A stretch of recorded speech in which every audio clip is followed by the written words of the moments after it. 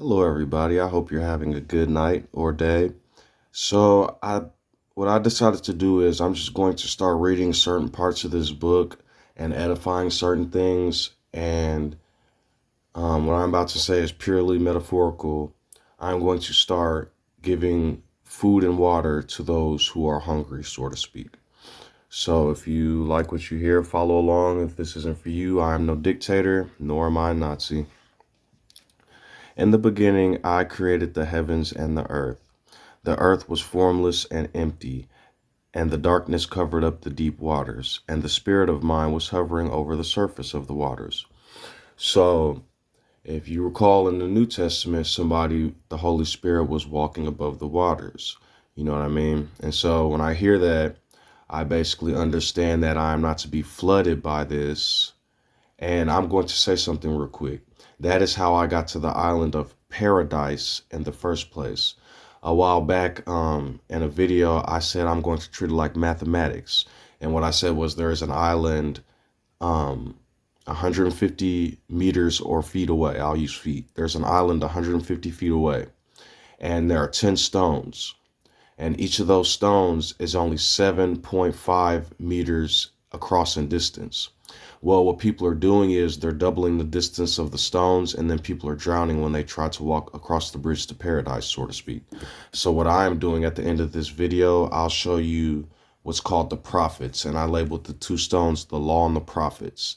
And what I did was I basically gave 20 commandments, so to speak, and then all of the law after that, so that people can understand what my law is. And when I say that, I've said before, the law is not for punishment. The law is for protection. And so you'll see me oftentimes using this book as armor certain times, not in the way that the world uses it as a stone. You'll oftentimes hear me call this book the double-edged sword, because when I look at this book or any book, I'm going to use this book as an example though. I look at this book as a book of symbols or metaphors. So I'm not saying everything in it is symbolic. You know what I mean? A lot of times what we do is we take our level of knowledge and understanding and we look at these old texts and we go, oh, they meant this or they meant that, or this is what the signs and symbols meant for foreshadowing for the later and all this other stuff. Okay, what I do when I get this book is I treat it like vegetables and water. I treat it like a meal. And when I see certain things, I let those rest in my heart and I use them later to combat darkness. Okay, I'm sorry about that, family time calls. But what I was saying was I treat this like a meal, so to speak, and I take what I need to live. And so when I see certain scriptures, as I've told you all before, especially in the New Testament, what I'm doing is I am, instead of going by exactly what that man said and throwing words of code out to be parroted like a parrot, what I do is I let those lines of code rest in my heart. So I'll give you an example. The spot where the Holy Spirit was dealing with the devil or whatever, or the spot where who I am was dealing with who I am not. And who I am not said to me, if you are a son of mine, because he pretends to be God, just like the beginning when he said, did I really say not to eat of the fruit? Because what people are doing is they're removing names and phrases and translating things, and then it becomes confusion. So when dealing with who I'm not, what did he say? He said, and I'm using this as an example, if you be the son of mine, jump off this cliff and the angels will protect you. Well, first of all, step outside of this book. You know very well, common sense and logic, what's going to happen. That's suicide. You're going to die. You know what I mean? And that's why I say don't be holier than thou, forsake not the flesh. See how I'm using certain lines of code to protect me, so to speak, like armor. And so I use it to shield myself from the world. So what I'm saying is I had this book all my life growing up. But other people that come into this book, they're treating it like vain religion and eating from the knowledge of good and evil. They learn all these scriptures and say what's evil, evil, evil, and not good. When actually, when you pay attention to what this is, there's two laws. There's my law, and when I say my law, this didn't come by my hands. I'm saying who I am. There's the 10 Commandments, and then you have the Mosaic law. I follow the 10 Commandments because that's the circumcision of the heart.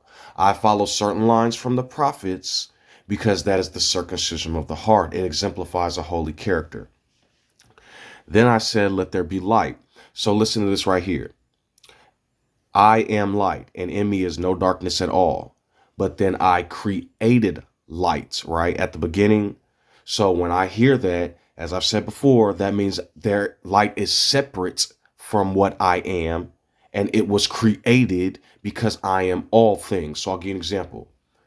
We'll say a long time ago, men were just running on instincts or lines of code or whatever. And then all of a sudden, off of the mound, just poof. Maybe somebody became consciously aware. Somebody started to worship something, become set apart. And then through that teaching or through that cultural shift, then a group of people began to change over time. And I saw that the light was good, and then separated the light from the darkness. And I called the light day and the darkness night. And so if you really pay attention, a lot of this stuff is symbols. I'm about to start reading Psalms, but I'll give you an example. We look at certain spots and we think murder, murder, murder. We'll see that Joshua slew whoever and did what he needed to get to Jericho, right? We'll see that all these Egyptians were slain by a flood, right? We'll see that some fire did all this stuff and slew. You see what I'm saying? So I'll give you an example. So instead of saying David killed 200 men and took knives and circumcised their foreskins, I'll read that and I'll say, okay, maybe David circumcised a group of people, and if they died, that means they died to their old ways, and now they're circumcised. And so they're not literally dead. They died to the old way, and then they were circumcised and reborn. And so I got to be honest with you, it's a double-edged sword. Maybe David did kill actual men. Maybe actual wars did happen and stuff like that. But if I'm thinking about my people and I'm thinking about people that I see holy, then I'm telling you a lot of this stuff is priestly spiritual things that have been switched up over time. When I think Saul didn't slay all the Amalekites, I don't think that he actually took I don't use that to say he actually took a sword and slew people. I'm saying perhaps he was a priest or a king, a priestly king, because that's what Jews were. A lot of times what people are doing is they're taking the word Jew and making a physical cultural people. That is racism. It says in this entire book over and over in many different places that it is the circumcision of the heart. The heart is like stone, right? Man will harden. And what he did was he took his hand and wrote in stone and put a law into our hearts that circumcises us and keeps us separate from the world. People are rejecting this stone for murder and death, so to speak. So what was the very first thing? And I'm going to be honest with you. I don't care who gets upset right now, but what I say with this. The only commandment God gave with man and the only commandment I gave with man and woman was that a man is to leave his house and cleave into a woman. I did not say if a man doesn't cleave into a woman, he is evil and demonic and satanic. It merely says just cleave into a woman, which is biology, which means keep the species going, be fruitful and multiply. And so nowhere in the 10 Commandments does it say a man can't be with another man. Nowhere in the law does it state to hate. It says covet not after thy neighbor's house. So if you go to a gay man and worry about what he's doing, you're breaking the law. Then you have prophets that come later on. Okay, so take Sodom and Gomorrah, for example. When I hear about Sodom and Gomorrah, I don't think that Abraham or anybody took fire and actually rained it down and killed people. If my fire is the fire that does not consume and it changes people and gives life, and I am life and the storm and all that, then literal people are not supposed to be dying. These are metaphors to exemplify what I do. So if you die to the old ways like I did, then what it is saying is that you are no longer that person you were before, and you're exemplifying a new character of holiness. So that's where that double-edged sword comes into play. Am I saying a lot of this stuff didn't physically happen? No. I'm saying I follow the covenant and I'm not a murderer, so I can use whatever I need to and don't drown. And so when I look back in this book and I see that the parents ran their children through fire, did that not initiate by first saying through Mosaic law that they could stone their children? Did it first not say that a child could be sacrificed if they're not being right? So then when later on in life, the spirit of sacrifice for children is exemplified, where did that come from? Okay. So now, the reason I brought up that is because you guys are adding extra laws and then stoning people for them. And that does not exemplify who I am. I will be, which is the Holy Spirit, a people set apart. And so now I'm finna go to Psalms and read a couple Psalms for you guys, right? Oh, the joys of those who do not follow the advice of the wicked. So the Pharisees will say, follow the law of Moses, follow the law of Moses, but they're breaking the covenant when they do. They're not living righteously when they do, and they're doing things in the darkness. So when I say Pharisees, I'm not talking about Jewish people. You guys are taking these symbols and you're destroying yourselves with them. I'm saying people who claim to be holy, but on the inside don't even follow the law. You guys keep talking about temples being built and tabernacles. We are the temple. When the Holy Spirit said, tear this temple down and in 3 days I will rebuild it, you guys have no idea. Okay, so mankind were first murderers, so they destroyed the lamb, right? Whoever was speaking, and it was written that John the Baptist did any of this. So you guys destroyed a person for trying to bring holiness, and now here I am. People will say I am John the Baptist resurrected, but I am who I am, right? I am just resurrecting the words to exemplify holiness. If you read John the Baptist's words, nowhere did he say slay anybody. He said love your brother, Cain, over and over. Or stand around with sinners, right? People who break the law, the 10 commandments, not man's law. It is written that the no stone from the law will change, right? Until heaven and earth fade away. Okay.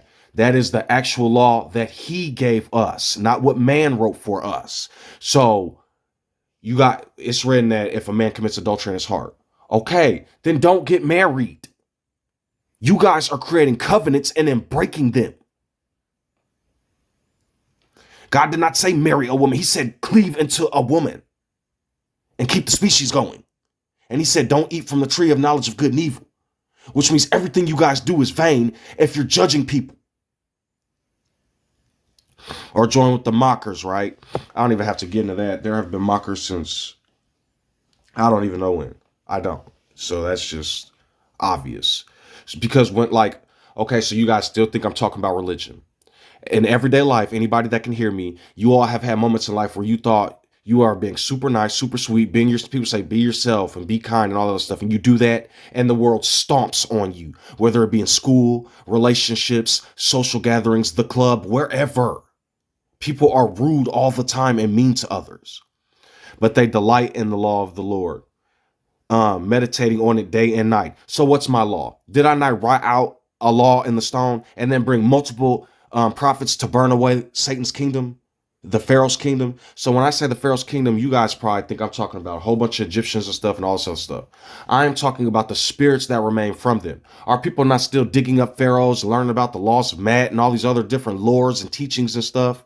But you guys don't understand what they were doing back in those days. I'll give you an example. Hell was created, Gehenna and Sheol was created from the valley of Timnah, or the valley of Himnah. The god Molech, they used to run their children through fire and sacrifice their children for this god and burn them alive. Many different kings and different people have done this. Well, if you look at what has happened from that, now in this day and age, right, they have the word molestation, where you harm a child.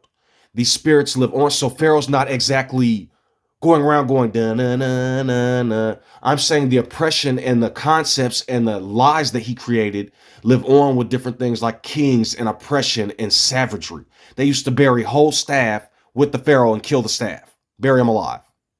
That's satanic. That is not the Holy Spirit. If I am life, then why do people keep saying that I am death? They are like trees planted along the river. So they meditate in the word. When I say the word is the law.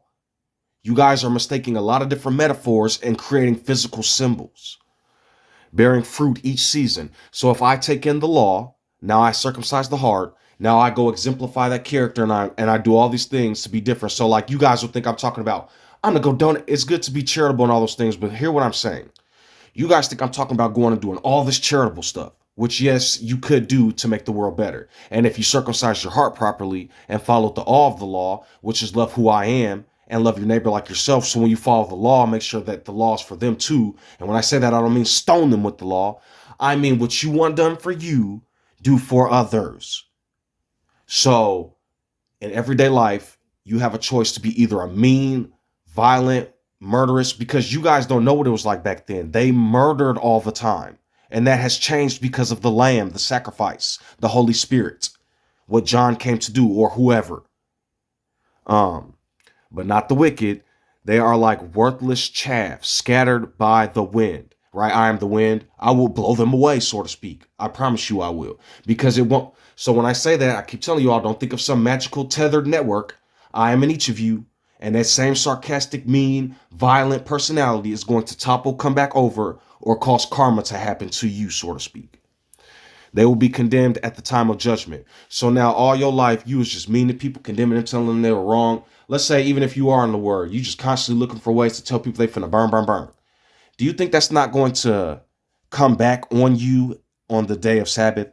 You think you're going to take all that, flush it down the toilet, and then be like, all right, I'm a holy, sweet, merciful, loving person. I'm telling you, for I watch over the path of the godly, but the path of the wicked leads to destruction. By their own hands they do this. Why are the nations so angry? Why do they waste their time with futile plans? The kings of the earth prepare for war over and over and over. The rulers plot together against who I am.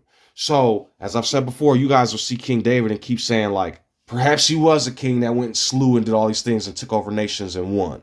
But even if you listen to his Psalms, that doesn't sound right. I'm telling you, I think these people were priests and those were the warriors of mine. Just like Joshua, I don't think he actually, if he cleansed himself and put on a new robe, I don't think they keep saying he was a spy. I think that man went and started preaching and teaching and he became something of himself. Like I said, it's a double-edged sword. So you all can go believe that it's about murder and taking over nations for who I am. But I'm telling you, I think you're going down the wrong path with that. You're not going to create peace out of murder. And they plot against who I am and against his anointed one. Let us break their chains. They cry. So that would be me. Or no, that will be the Holy Spirit.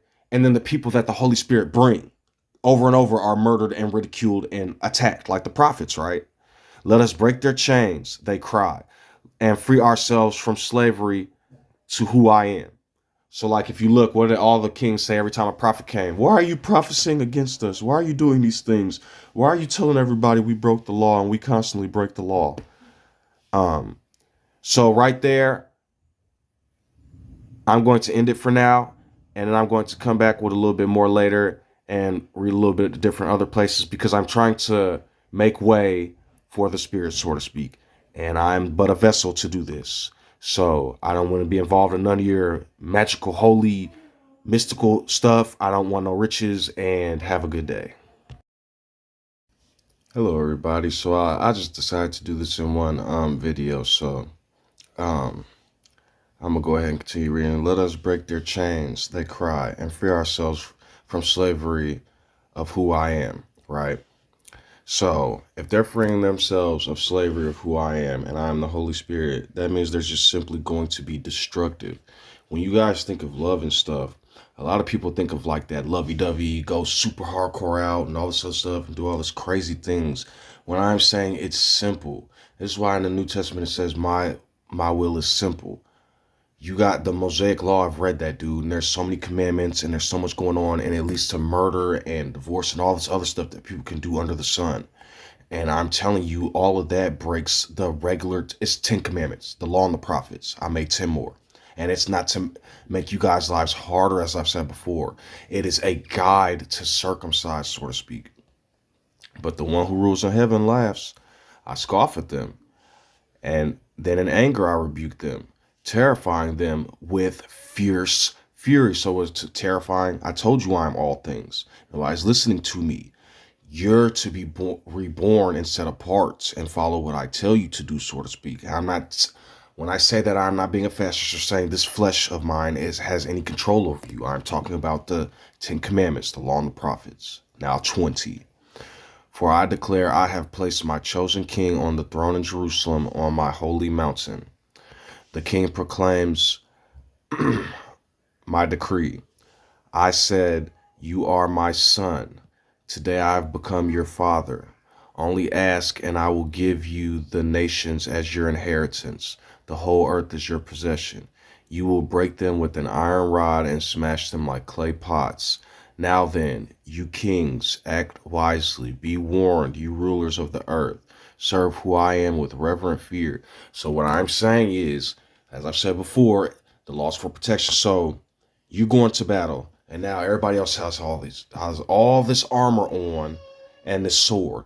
The sword is not for other people, so to speak. In that sense, it is for the darkness. So now the devil is attacking my mind or who I'm not or spirit or whatever you all believe in. My mind is being going through anxiety, all these things. That's when who I am steps in and becomes the armor, so to speak. All these scriptures and psalms will pop in my head, all this different strength. But when I do that, I'm not standing on some magical concept like, oh, I'm going to get heaven for this, or oh, I'm going to be rewarded. Or oh, the reward is living a peaceful life and having that armor. So you guys see him talking to these kings of the earth, right? Now look at America because of corruption, right? All the taxes, the lot. So I'm about to say something real quick, and I really don't want people to get offended, but I want you to understand. If you look at the Jewish community right now, they have the settlement over there and they're going to go build this new land. Well, if you research who a lot of these investors and these lobbyists are and the Rothschild, these different huge bank names that own a lot of stuff, the one percenters and whatnot, what they're doing is different lobbyists are getting into different countries' governments and they have all these major corporations and CEOs. This one British Jewish man just died. And then there's one over here in America, different ones. And then you got the Rothschilds and different people. So what's happening is you have people that are easing into a country. We'll say that they say that this is a culture. Judaism is a culture and a race. So then they'll ease into different cultures and races and mix in with them, so to speak. Then what you have is people getting to in extremely high places, breaking the law. And then what they do is they control so we'll look at America.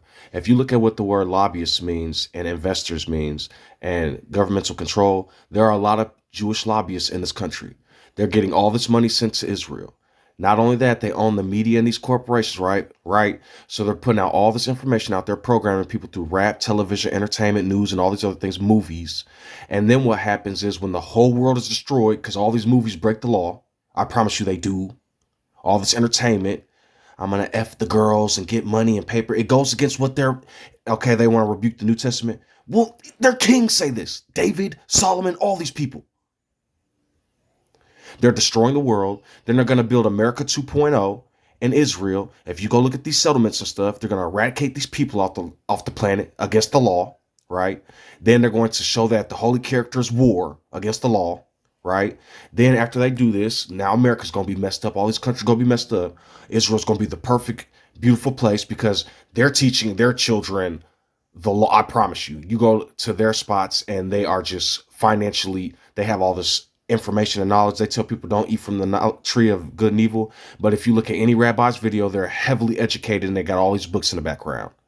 They are playing with teachings and turning a lot of this stuff physical so that you guys can be lost spiritually. So once these lobbyists and different people build up Israel, they're going to resurrect some Messiah.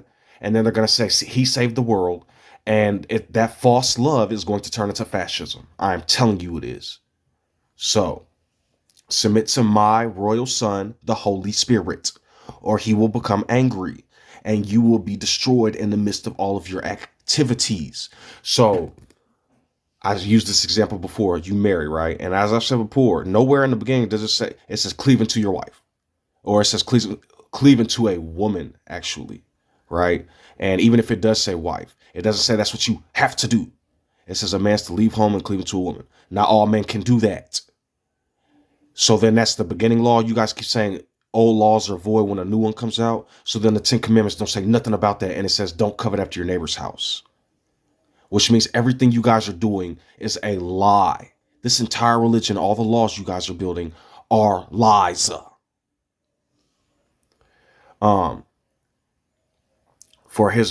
So back to the adultery thing. You as a man go and commit adultery, and then what happens in your life? You just felt the wrath. That was your fault. You go kill a man, and now you're dealing with the punishment. That was your fault. I'm telling you. You guys are doing it to yourselves. I've told you the law is not for punishment. I have so many enemies. So many are against me. So many are saying I will never rescue him. But you are a shield around me. You are my glory, the one who holds my head high. Remember Job? Yeah. I cried out to who I am, and he answered me from his holy mountain. I lay down and slept. So, okay, I'm going to show y'all something real quick. Watch this. What I'm about to do, just do it. Okay. I rebuke thee, Satan. I am going to take you guys on the mount. If I read Peter and Andrew and put the I am there and show you all what's really happening, what's going to happen is I'm going to bring Peter and Andrew on the mount, for they're already on the mount.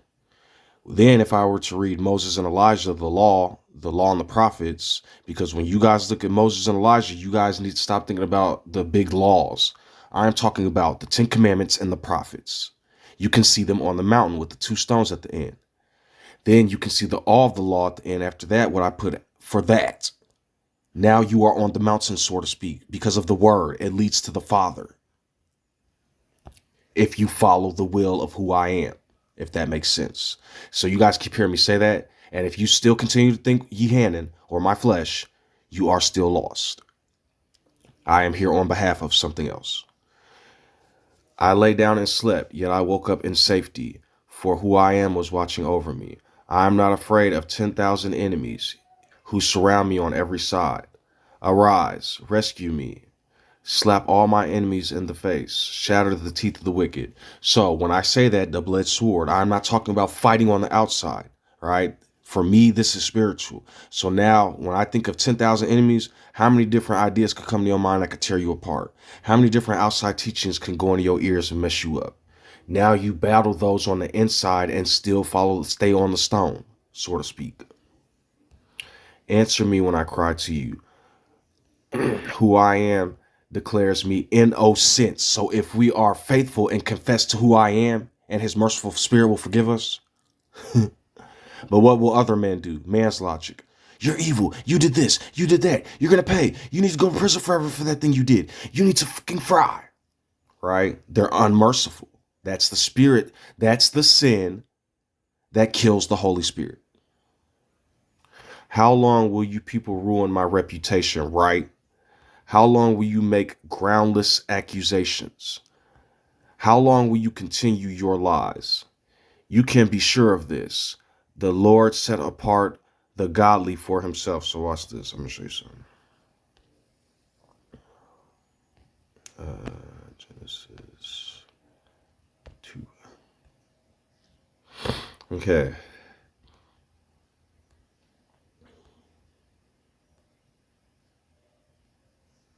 So look at this, right? There's 4 rivers flowing from Eden. Those rivers are the nourishments. And the garden is the garden. Okay, so it's the heart. It's a double-edged sword. If it's physical for you, you guys could say it was all built in Mesopotamia or whatever. I'm not going to argue with people because it may have been physical, but now I am giving it to you in a way you can understand.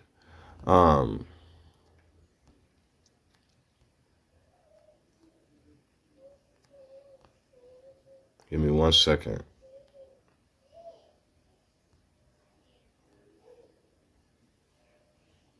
Okay. This explains why a man leaves his father and mother and are joined to his wife. So, you guys are playing with translations. This simply means to keep the species going, you have to be with the woman. It does not say here, if a man goes with the man, I'm going to smite his face off. And you guys are taking scriptures like lovers of selves, which are egotistical, boastful people, and you are creating destruction with it. You are taking things from like Sodom and Gomorrah and creating war out of it, not having no idea what you're talking about. If I remember correctly, it was written that the Levites or whichever tribe was kicked out because of their violence. So now you guys continue to perpetuate violence. I don't understand it. So then if you go even further, if you do go to the law, because I'm going to pull it up right now, right? So you guys may be confused at different spiritual things, what all this stuff means. This is the stone right here. This is what was broken in half when Moses got mad and he rewrote law. This is what was forsaken. This is the stone that is time and time again pushed on the back burner for religious stories, imaginations, and lies. This is the law right here. These 10 commandments. Them 613 plus all that other stuff is crap. You want to know the prophets? Right here. 10 more. This is the prophets. You go read all their words, and I guarantee you it sums up to this. Okay? Then you want to know all the law? Right here. Right there. I will never leave you or forsake you. Love who I am with all your heart. abolish fear and torment. This is the stone that people forsake. And so you get all these Christians out here burning people alive, murdering people, all the years of people in different religions, killing, and killing. It is all void because it is not from who I am, so to speak. So as the more research I do, the more I understand that you all are creating darkness, pure darkness. Do you understand what I'm telling you? So if you see a man with another man or a woman with another woman, and I say, covet not after thy neighbor's house, if you go then and attack them, you're breaking the law. Does that make sense? So I could read a lot more of this. I could do Psalms, John the Baptist, all this stuff. And I could give it to you in a way that makes you less murderous. So when people finally want to understand and follow along and listen to what I'm saying, you all can do this too. Does that make sense? So, I'm about to say something real quick. There is one commandment that is greater than all. If you want a law that a real law that will cause punishment, and the one thing that I say and why it's written twice when I create this, do not murder. Do not kill. You play with that one, good luck.